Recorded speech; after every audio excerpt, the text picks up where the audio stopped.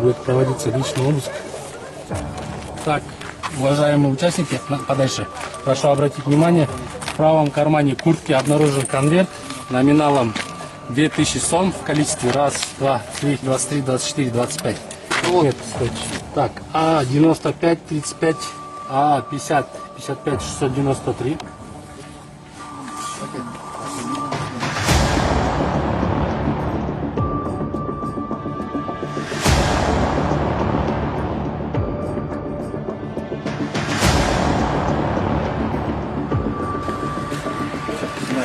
Я являюсь следователем ГКМБ Кыргызской Республики, старший лейтенант юстиции.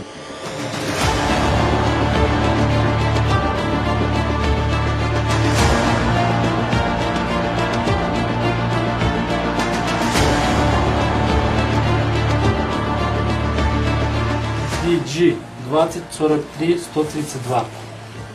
То, что денежные средства тут помечены люминесцентным хорошом.